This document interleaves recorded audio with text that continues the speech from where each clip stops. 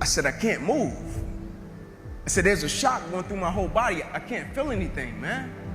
I still remember the day I was in the film room watching film, and I was watching the California Bears, and my defensive backs coach, Larry Slade, came in the room. He said, Inky Johnson, I got some good news for you. And I dropped the clicker, and I said, Coach, what is it? He said, son, you're a projected top 30 draft pick. He said, all you have to do is play these next 10 football games. You're an automatic multimillionaire. I ran out of the room. I got on the phone. I called my mother and my grandmother. I said, listen. I said, after this season, our lives are about to change forever. And little did I know our lives were really about to change. The first game we come out, play against California Bears. I get an interception. We shut them down. We get the victory. Second game, we're playing against Air Force. It gets late in the game, found ourselves in a dogfight. And I approach the tackle like I approach any other tackle. And the way I'm approaching it, either I'm going to knock you out or you're going to knock me out. I'm 165 pounds. I can't play with anybody. But at the point of contact, when I hit this guy, something different happened that had never happened to me before in my life. I hit him, and it seemed as if every breath in my body left. My body went completely limp. I fell to the ground. I blacked out. I looked at the doctor because I couldn't feel my right arm. They had poked me with all type of needles. Inky, can you feel this? Can you feel? I couldn't feel a thing. They took me back. They ran the CAT scans, and they rolled me back into my room, and I'll never forget it. All in about a 15-second time frame, I was lying there in my bed. My father, he went to take a step in, and he looked at me, and he said, son, I can't do it. And he walked out. My mother, she came in, she was running. She kissed me on my forehead. She said a prayer. She said, Ink, everything is going to be okay. And she ran out. And as soon as my mother stepped outside of the room, the doctor rushed in from the opposite side, and he said, hey, get in here. We got to rush this guy back to emergency surgery. He's about to die. I said, what? I said, my mom just told me everything is going to be okay. He said, son, what happened? You have busted up subclavian artery in your chest. You're bleeding internally. Have to rush you back and take the main vein out of your left leg and plug it into your chest in order to save your life. And when I woke up from recovery, the same doctor was standing over me. He said, Inky, I have some good news and some bad news for you. I said, you got some bad news for me? After telling him I was about to die, I'm still alive. How bad can it get? I'm still here.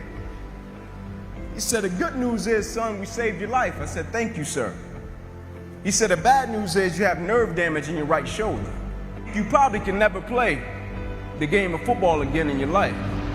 I said, Doc, no disrespect, man, but I'm 8 games away.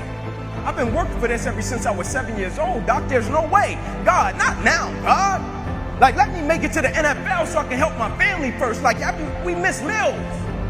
I said, there's no way. I never cheated. I never cheated myself. I gave everything I had to it, and I respected it. I never cheated. There's no way that my career can be over. I said, send me up to the Mayo Clinic.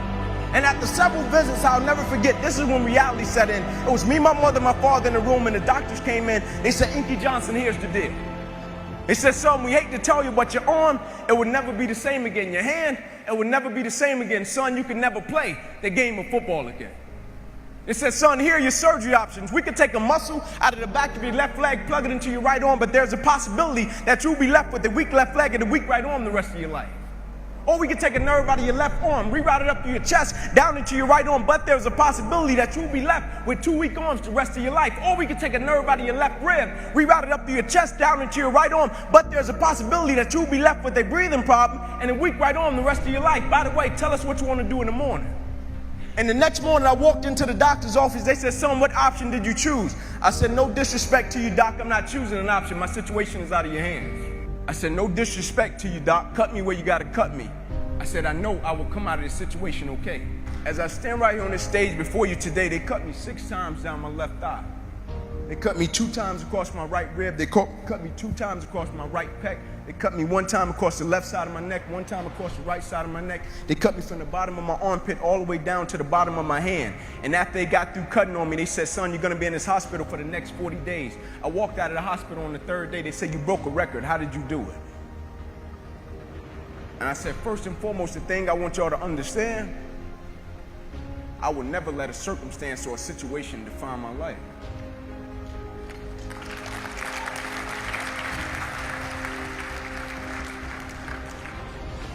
But most importantly, you know what I had invested? I had sweat equity. I had been working my whole life. And what I didn't understand, by being determined to chase something, by being committed to it, and what commitment is staying true to what you said you were going to do long after the mood that you have set it in has left. You see, people think commitment is saying, yes, I'll do it on the days when it feels good.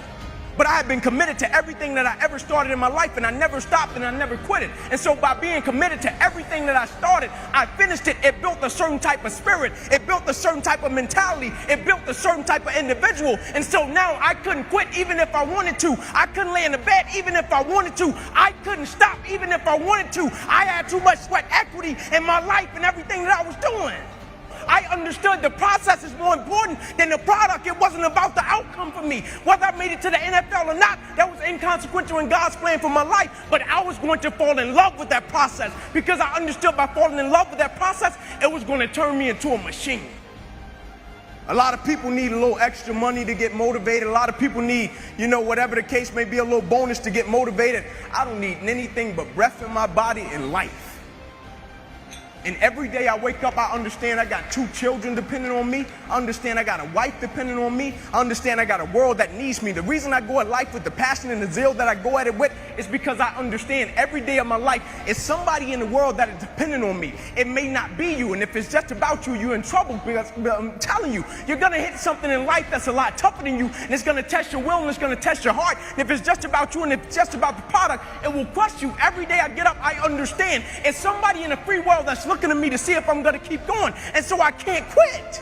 And so I went back to school the next week after they had just saved my life. I was back in class. I had to learn how to write all over again. Had to learn how to walk all over again. Had to learn how to tie my shoe all over again. Had to learn how to bathe all over again. Had to learn how to live life all over again. Never one time did I say, let me go home. I need a break. You see, the thing we have to understand about everything that we're a part of, first and foremost, it's a blessing by God. And when it's a blessing, you can't help but to give everything you got to it. My life got saved. I got spared my life.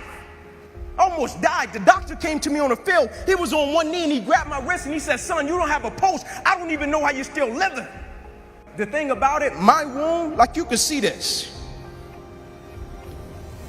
You can see my arm. My wound is visible. But it's a lot of people in this room that are wounded and you can't see it. And it's internal. And so the opportunities that we pass up to be a blessing to other people, we can save their life with just one encounter. In my last doctor visit, they came to me and they said, sorry, Inky Johnson, you will never be able to use this arm or hand again in your life. I said, no disrespect to you, doc, but I will use this arm and this hand every day for the rest of my life by the way that I live my life. Every day I'm going to impact someone's life. Every day I'm going to empower someone. Every day I'm going to inspire someone. Every day I'm going to encourage someone.